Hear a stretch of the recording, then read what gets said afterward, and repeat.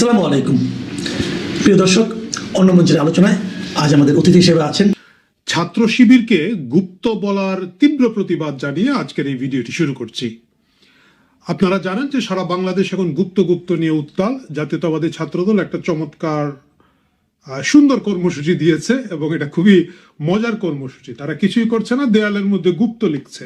গুপ্ত কে তা বলছে না, গুপ্ত কারা তা বলছে না, কিন্তু চেতে যাচ্ছে ছাত্র শিবির।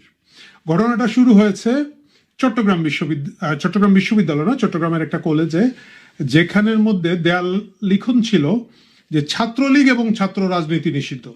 কথাটা ছিল ছাত্র রাজনীতি ও ছাত্রলীগ নিষিদ্ধ ক্যাম্পাস। তো সেখানে ছাত্র কেটে দিয়ে ওইখানের মধ্যে গুপ্ত লিখে দিয়েছে ছাত্র দলের ছেলেরা, গুপ্ত রাজনীতি এবং ছাত্রলীগ নিষিদ্ধ ক্যাম্পাস। গুড, চেতে গেল ছাত্র শিবির। কেন?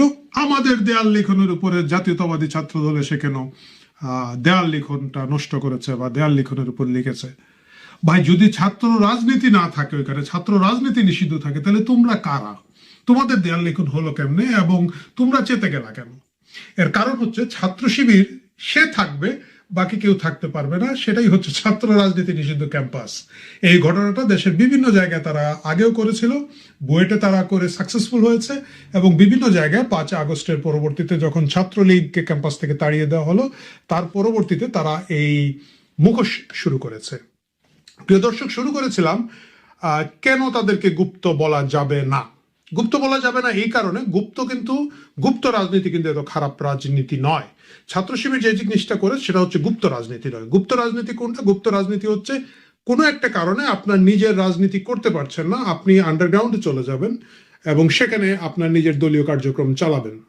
যে ঘটনাটা আমরা দেখেছি বাংলাদেশের ইতিহাসে ঘটেছে। বাম রাজনীতিবিদ যারা ছিলেন তারা একটা সময়, বিশেষ করে পাকিস্তান আমলে যখন কমিউনিস্ট পার্টিকে নিষিদ্ধ করে দেওয়া হলো, যারা শ্রমিক রাজনীতি করতেন, যারা বাম রাজনীতি করতেন, তারা তাদের সংগঠনগুলোকে আন্ডারগ্রাউন্ডে নিয়ে গেলেন এবং তারা আন্ডারগ্রাউন্ডে অপারেট করতেন। এটা হচ্ছে গুপ্ত রাজনীতি।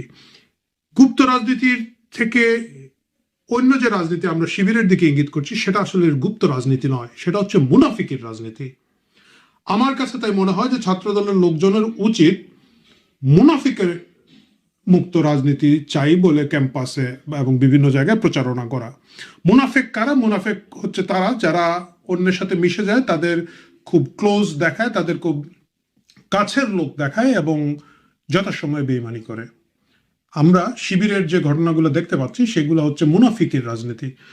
এবং মূল মুশকিলটা হচ্ছে কেন এটাকে চ্যালেঞ্জ করা দরকার। এরা গোটা বাংলাদেশের রাজনীতিটাকে নষ্ট করে ফেলছে, নোংরা করে ফেলছে, অবিশ্বাস তৈরি করে ফেলেছে চারিদিকে। এটা হতে পারে না। আমি ছাত্র শিবিরকে তাদের নিজেদের রাজনীতি করার অধিকারের বিষয়ে আমি মনে করি যে তারা তাদের রাজনীতি করতে পারে। কারো পছন্দ হলে সেখানের মধ্যে যুগবে, কারো পছন্দ না হলে সেটাকে বিরুদ্ধে তারা কথা বলবে। কিন্তু এই যে বিভিন্ন ছাত্র সংগঠনের ভিতরে ঢুকে এবং অধিকাংশ ক্ষেত্রে সাধারণ ছাত্রছাত্রী ব্যানার দিয়ে এরা যে রাজনীতিটা করছে, এটা এখন চ্যালেঞ্জ করার প্রয়োজন আছে। কারণ যে কথাটা বলছিলাম, রাজনীতি থেকে তারা একেবারে নীতির রাজা, যেটাকে বলা হতো নীতির রাজা থেকে রাজনীতি, এটাকে ধ্বংস করে এরা মুনাফিকের রাজনীতি শুরু করে দিচ্ছে। সুতরাং রাজনীতি রাখে নাই, মুনানীতি শুরু করে দিয়েছে বা মুনাফিকি নীতি শুরু করে দিয়েছে এরা। এটা শুধুমাত্র যে ছাত্রলীগের সাথে হয়েছে তা কিন্তু নয়। এরা কিভাবে এই জিনিসগুলো ডিস্টার্ব করে আপনারা দেখেন। এই যে বহুল আলোচিত বুয়েটের আবরার হত্যা যে ঘটনাটা ঘটেছিল, আমরা সকলে জানতাম যে ছাত্রলীগ এটার সাথে জড়িত, এর জন্য ছাত্রলীগকে ভুগতে হয়েছে। 20 জনের মতো লোককে ফাঁসির আদেশ দেওয়া হয়েছে তখন, এবং এটার বিচার হয়েছে, এবং তারপরও সারা বাংলাদেশের লোকজন ধিক্কারে ফেটে পড়েছে। 5 আগস্টের পর আমরা কি দেখলাম? বহুল আলোচিত এই আবরার হত্যা মামলার মূল যে আসামি, তাকে 5 আগস্ট ছেড়ে দেওয়া হয়েছে কারাগার থেকে। এদের উকিল কে ছিল? শিশির মনিরকে ছাত্র শিবিরের এককালীন সময়ের সভাপতি, খুব সম্ভবত কেন্দ্রীয় সভাপতি বা ঢাকা বিশ্ববিদ্যালয়ের সভাপতি এবং জামাতের নেতা, সুনামগঞ্জ থেকে এবার তিনি নির্বাচন করেছিলেন, জামাতের নেতা হিসেবে প্রতিষ্ঠিত। এই আইনজীবী কিন্তু এদের পক্ষে দাঁড়িয়ে ফাইট করেছিলেন এবং 5 আগস্টের সময় এদেরকে ছেড়ে দেওয়া হলো। 5 আগস্টে এদের মূল আসামি চলে গেল। এবং শুধু তাই নয়, ইউনূস সরকার এটাকে গোপন রাখলো। বেশ কয়েক মাস যখন আসামিকে আদালতে হাজির করা হয় না, একটা সময় যখন রই শুরু হলো, আদালতে প্রশ্ন ওঠা শুরু হলো, তখন ইউনূস সরকারের পিপি সাহেব মিনমিন করে বললেন, 5 আগস্ট পালায় গেছে আর কি। প্রশ্ন হচ্ছে তাহলে কি দেখা যাচ্ছে? দেখা যাচ্ছে যে বাংলাদেশের যত ধরনের সন্ত্রাস হয়, যত ধরনের কুকাণ্ড ঘটে থাকে, এগুলো এইসব মুনাফিকরা করে থাকে, যাদের সাথে শিবিরের সংশ্লিষ্টতা শুধু এইবারে প্রমাণিত হয়েছে তা কিন্তু না। অসংখ্য কাহিনীতে আপনারা দেখবেন যে ঘটনাগুলো অনেক ধরনের সন্দেহজনক ঘটনা তৈরি হয়েছে এবং এগুলোর জন্য তারা দায়ী। আপনি 5ই আগস্টের ঘটনা দেখেন, সবচেয়ে বড় বেনিফিশিয়ারি হচ্ছে জামাত। 5ই আগস্টের বিকাল থেকে তারাই ক্ষমতায়, তারাই সরকারে, তারাই এটা করে, তারাই ওইটা করে, তারাই ইউনুসকে বসায়, তারাই তাদের নেতা, ওইটার নাম কি যেন, যে 26 লক্ষ ভারতীয় কয় মিথ্যাবাদীটা, আসিফ নজরুল এবং অন্যান্য বাটপারগুলাকে নিয়ে তারা ক্ষমতায় বসলো। কিন্তু যদি দেখেন 5ই আগস্টে এই যে এখন সাদিক কায়েম সহ যে ছাত্র নেতারা তৈরি হয়েছে, এদের ভূমিকা কি 5 আগস্ট পর্যন্ত যদি প্রশ্ন করেন, আপনি দেখবেন যে সরাসরি এদের ভূমিকার জায়গাটা নাই। কিন্তু তারা তাদের সেকেন্ড সৈনিক যেগুলো ছিল, নাহিদ এবং অন্যান্য যারা এখন এনসিপি করে, এদেরকে সামনে দিয়ে তারা এই কাজটা করেছে। এবং 5 আগস্টের পরে আমাদের আবাল বাঙালি বললে তো আবার অনেকে মাইন্ড করবেন, আমাদের লাল বদর বাঙালিরা যারা বিশ্বাস করেছিলেন যে না এরা বিপ্লব আশা, আমাদের দল নিরপেক্ষ সাধারণ ছাত্র, এরা এখন মাথা চুলকায় এনসিপি জামাতের লয়ে গেছে, এটা আগে বুঝি নাই। তো এনসিপি তো জামাতের সাথে যাবে, শুধু তাই না, মানে আমার তো নাহিদরে দেখলে এখন মায়াও লাগে, লজ্জাও লাগে। লোকটা শফিকের পিছনে পিছনে ব্যাগ ধরে হাঁটে, স্মৃতিসৌধে তিন কলাম পিছনে গিয়ে দাঁড়ায় থাকে, মানে একেবারে চাকর বাকর ট্রিটমেন্টের মধ্যে আছে। ভাই তাদের আভ্যন্তরীণ মামলা, এটার মধ্যে আমি ঢুকবো না। কিন্তু এই গোটা জিনিসটাকে এই যে মুনাফিকি একটা রাজনীতির মধ্যে দিয়ে নিয়ে যাচ্ছে, এটা এখন প্রতিরোধ করার প্রয়োজন আছে। এবং এই প্রতিরোধের জন্য শুধুমাত্র যদি এটা ছাত্রদল করে সেটা কিন্তু না, বাকি সবাইকেই কিন্তু এটার মধ্যে জড়িত হবে, কথা বলতে হবে। জামাত শিবিরের রাজনীতি তারা তাদের রাজনীতি করবে, কিন্তু সেটা প্রকাশ্যভাবে করতে হবে। তারা বিভিন্ন সংগঠনের মধ্য দিয়ে এই কাজগুলো করে থাকে। আপনি যেমন ধরা যাক আমাদের রাজশাহী বিশ্ববিদ্যালয়ের যে আম্মার সাহেব আছেন, তিনি কিন্তু শিবিরের বাইরে গিয়ে নির্বাচন করলেন, উনি কিন্তু শিবির করেন না। কিন্তু আমরা জানি যে ওই যে শিবিরের যে ক্যান্টনমেন্ট বলে যে মাদ্রাসা তালিমুল মিল্লাত থেকে বেরিয়ে আসা এই সৈনিক শিবিরের চেয়েও বেশি শিবির। তো এখন হচ্ছে গিয়ে কথা যে ভাই তুমি তাহলে শিবিরের প্যানেল থেকে নির্বাচন করো। আপনি দেখেন এই যে ডাকসুতে তাদের কনফিডেন্স লেভেলটা কম ছিল, তারা বললো বিভিন্ন জায়গা থেকে তারা লোকজন নিয়ে এসে সেদেরকে নির্বাচন করছে। কারা? আমাদের মুক্তিযুদ্ধ বিষয়ক সম্পাদিকাকে দেখলাম, ঝুমা, যাই হোক, উনি কিন্তু এর আগে মাথায় কাপড় টাপড় দিত না, জয় বাংলা বলে স্লোগান টোগান দেওয়া ভিডিও আছে ওনার, অবভিয়াসলি ওদের সকলেরই আছে। ও ঠিক আছে, উনি কোথা থেকে আসছে যে না উনি শিবির করে না, শিবির সবাইকে নিয়ে একটা সম্মিলিত পরিষদ করছে, খুব ভালো, আমরা হাততালি দিলাম, ভালো উদ্যোগ। যেই মাত্র নির্বাচন শেষ হলো দেখা গেল যে উনি শিবিরের খপ্পরে পড়ে গিয়েছেন। এনসিপির তো নেত্রীদের কথা কি বলবো, মানে যারা আগে ধরেন অনেক তথাকথিত বাম রাজনীতি করতে আমরা দেখতাম, যাদেরকে শাহবাগী বলে সাধারণ নির্দোষ শিবিররা গালাগালি করতো, এরা এখন সকলেই কে কার আগে মহিলা এমপি হবেন, পুরুষ এমপি হবেন, কে কার চেয়ে বড় জামাতি হবেন, এই কম্পিটিশনে আছেন, কারণ তারা প্রত্যেকেই জামাত।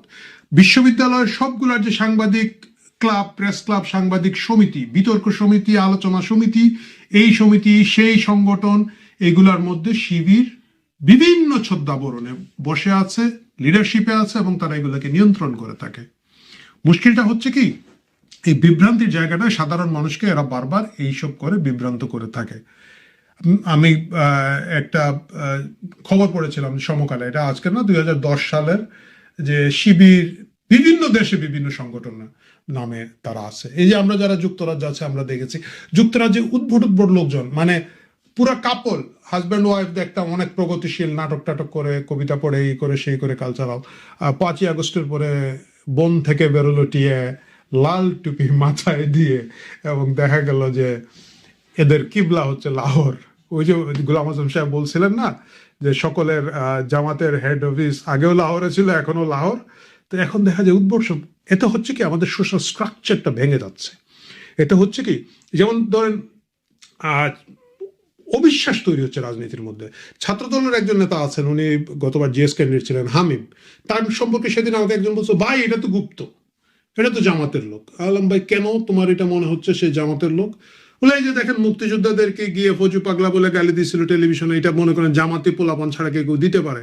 এই যে দেখেন বিভিন্ন জায়গায় সে এখন ইফতার পার্টি করে বেড়াচ্ছে, কারণ হচ্ছে এটা কার, জামাতের শিবিরের একটা কি বলা যায়, তাদের সিগনেচার অ্যাক্টিভিটিস। এখন শিবির দেখতে পাচ্ছে যে আগামীতে শিবির হিসাবে আসতে পারবে না, এখন এর দিচ্ছে যে তুই খাওয়া দাওয়া ইফতার করা, তুই চলে আয়। এই যে একটা অবিশ্বাস তৈরি হচ্ছে, যে বলছে সে নিজেও কিন্তু বিএনপি সমর্থক, ছাত্রদল সমর্থক, এই যে নিজেদের মধ্যে বিভিন্ন সংগঠনের মধ্যে, আমার ধারণা এখন তো আওয়ামী লীগ তো আটকে উঠে, আরে ভাই এটা কি আসলে আওয়ামী লীগ নাকি এটা গুপ্ত? এবং এটা অস্বাভাবিক হওয়ার কথা না, কারণ হচ্ছে আওয়ামী লীগের নামে ফেসবুকে অনেকগুলো নিক আছে যাদের কাজ হচ্ছে নারীদেরকে নির্যাতন করা, নারীদের নামে অশ্লীল কথাবার্তা বলা। এদের প্রোফাইলে দেখবেন বঙ্গবন্ধুর ছবি নাইলে শেখ হাসিনার ছবি দেওয়া আছে, এবং তাদের একমাত্র কাজ হচ্ছে মানুষকে ট্রোল করা, Pro-71 মানুষদেরকে বিগড়ে দেওয়া, এবং বাকিরা সন্দেহ করে যে এটা কি আসলে আমাদের লোক নাকি এটা গুপ্ত হিসাবে নারী নির্যাতন করে এবং নারীদের প্রতি অশ্লীল কথাবার্তা বলে মানুষকে বিতরশ্রদ্ধ করে দিচ্ছে, মানে বিতর্কিত করছে আমাদেরকে। এই প্রশ্নগুলো যেহেতু আছে, সেই কারণে আমার কাছে মনে হয় শিবিরকে এখন গুপ্ত বলা ঠিক হবে না, শিবিরকে মুনাফেক বলতে হবে। এবং এই মুনাফেকদের মুখোশ উন্মোচন করার দায়িত্ব শুধু ছাত্রদলের ঘাড়ে দিলে হবে না। তারা সরকারি ছাত্র সংগঠন, তারা আজকে করবে কালকে করবে না, তাদের কি যেন মায়ের পেটের ভাই বলে তারা নিজেরাই নিজেদেরকে বলে, এবং তাদের লিডারে এটা আপুস হয়ে যাবে। এই শাহবাগে যে কিলাকিলি ঘুষাঘুষি হয়েছে এটা থাকবে না, দুই পক্ষই একজন আরেকজনের কুলে জড়ায় নিবে, চুম্মাচাটি করবে, বাট সেটা ডিফারেন্ট কথা। হয়তো ছাত্রদলের কর্মীরা এটা মেনে নিবে না, কষ্ট পাবে, বাট এটা বাস্তবতা।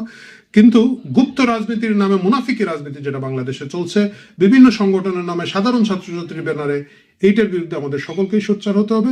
রাজনীতি যে যার মতো করুক, তার রাজনৈতিক দলের নামে করুক, কিন্তু গুপ্তদের নামে এই মুনাফিকদের মুখোশ উন্মোচন করার দায়িত্ব সবাইকে নিতে হবে।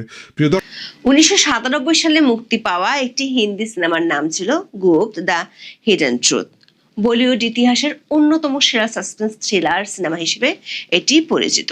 রাজীব রায় পরিচালিত এই সিনেমাটি তার টান টান উত্তেজনা, চমৎকার সঙ্গীত এবং অভাবনীয় ক্লাইম্যাক্সের জন্য আজও দর্শকদের মনে গেঁথে আছে।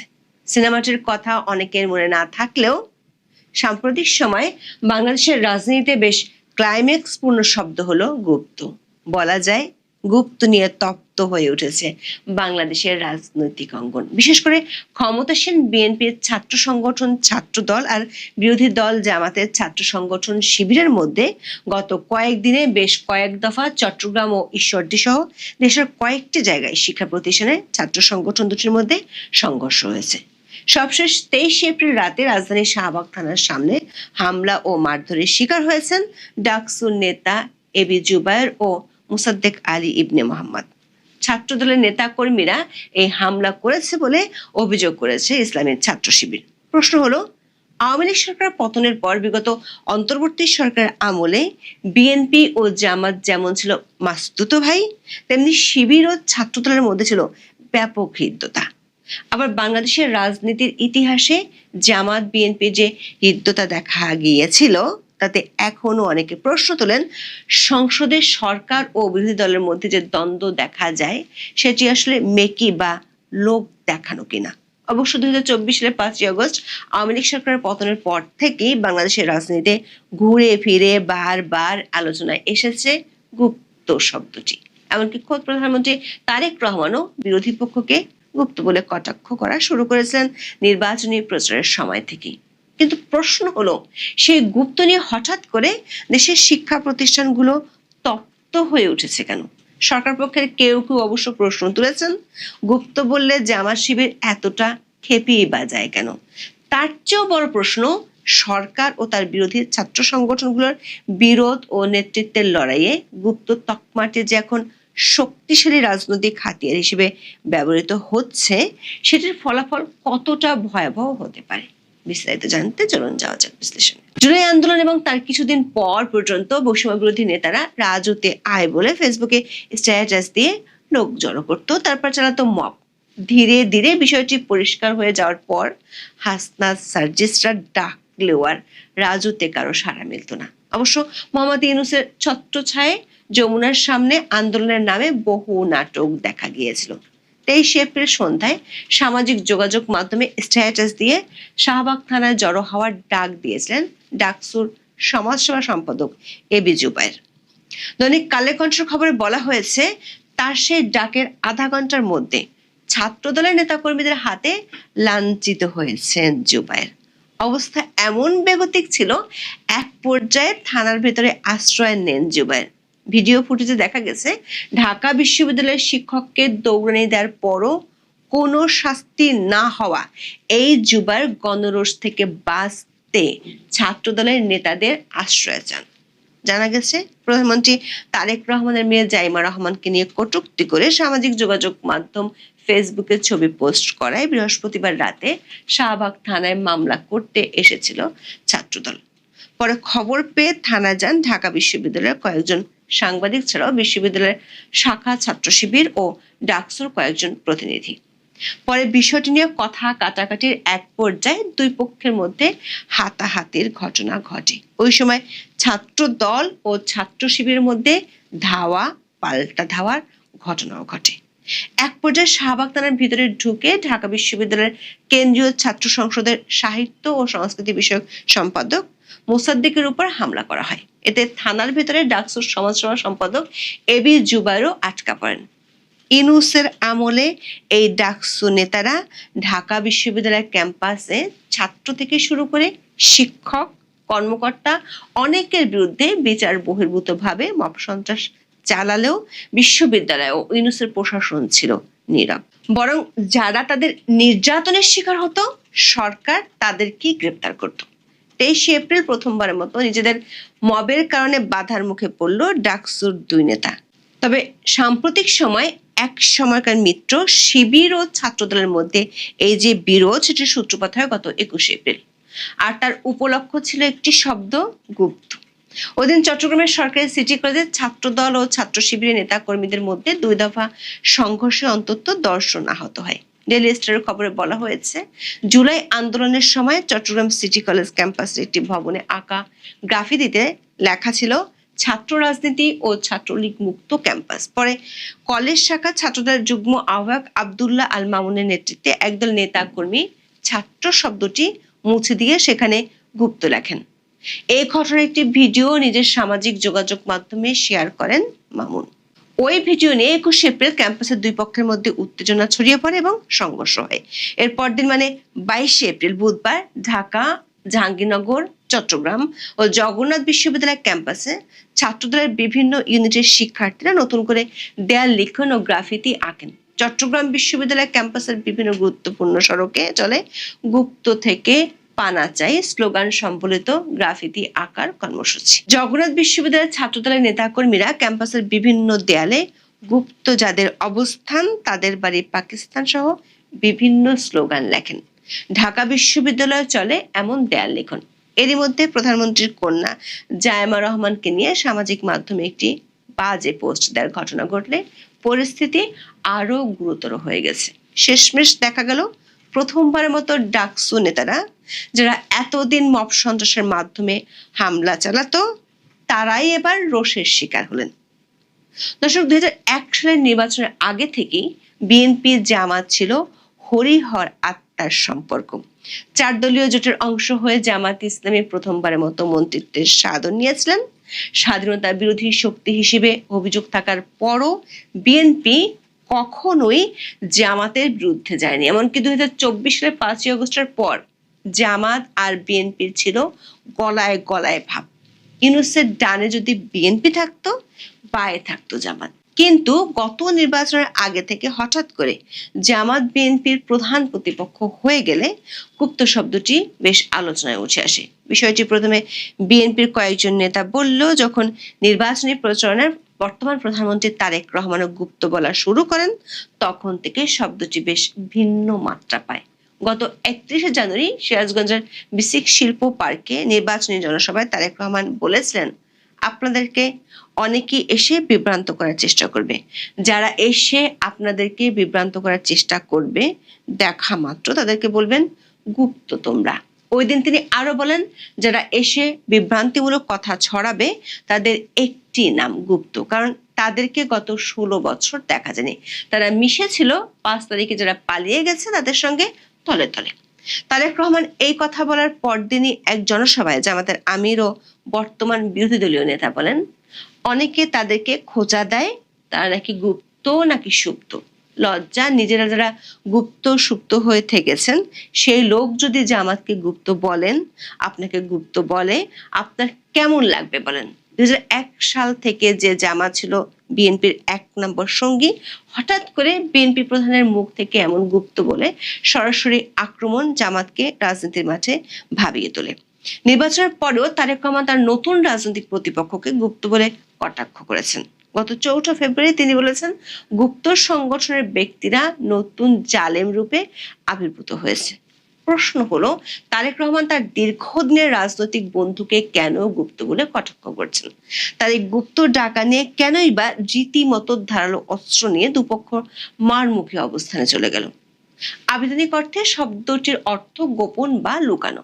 তবে বর্তমান রাজনৈতিক প্রেক্ষাপটে বিশেষ একটি গোষ্ঠীর দীর্ঘকালীন রাজনৈতিক কৌশলকে ইঙ্গিত করে শব্দটি ব্যবহার হচ্ছে। বাংলাদেশের রাজনীতিতে আন্ডারগ্রাউন্ড বা গোপন তৎপরতা নতুন নয়। 1974 সালের পূর্ব বাংলার সর্বহারা পার্টি, পূর্ব বাংলার কমিউনিস্ট পার্টি, জাসদ ও গণবাহিনী, সাম্যবাদী দলসহ বেশ কিছু দলের কার্যক্রমের উপর নিষেধাজ্ঞা আরোপ করা হয়। সায়েদ আবুল আল মওদুদীর নেতৃত্বে 1941 সালে জামাতে ইসলামের প্রতিষ্ঠার পর থেকে দলটি 5 বার নিষিদ্ধ হয়। সর্বশেষ কোটা সংস্কার আন্দোলনকে কেন্দ্র করে সহিংসতায় জড়িত থাকার অভিযোগে 2024 সালের 1 আগস্ট তৎকালীন আওয়ামী লীগ সরকার সন্ত্রাসবিরোধী আইনে জামাতে ইসলামী ও ইসলামী ছাত্র শিবিরকে নিষিদ্ধ ঘোষণা করেছিল। কোনো দল বা সংগঠনকে নিষিদ্ধ করা হলে সে দলটি আর প্রকাশ্যে রাজনীতি করার আইনি বৈধতা হারায়। ফলে তাদের গোপনে রাজনৈতিক কর্মকাণ্ড পরিচালনা করতে হয়। তবে শিবির তো এখন আর নিষিদ্ধ নয়। ডাকসু সহ দেশের 5টি ছাত্র সংসদে তারা জিতেছে। তাহলে কেন এখন গুপ্ত শব্দটি মূলত ইসলামী ছাত্র শিবিরকে উদ্দেশ্য করে ব্যবহৃত হচ্ছে? সংগঠনটির কয়েকজন কর্মী আওয়ামী লীগ সরকারের 15 বছরের শাসনামলে ছাত্রলীগের বিভিন্ন পদে ছিলেন। 2024 সালের 5 আগস্টের পর তাদের আসল পরিচয় বা নতুন রাজনৈতিক অবস্থান সামনে আসার পর গুপ্ত শব্দটি রাজনৈতিক মহলে বিদ্রুপ ও সমালোচনার হাতিয়ার হয়ে ওঠে। অবশ্য শিবিরের দাবি, বিশ্ববিদ্যালয়গুলোতে ছাত্রলীগের একচ্ছত্র আধিপত্যের সময় টিকে থাকার জন্য তাদেরকে কৌশলগত ছদ্মবেশ নিতে হয়েছিল।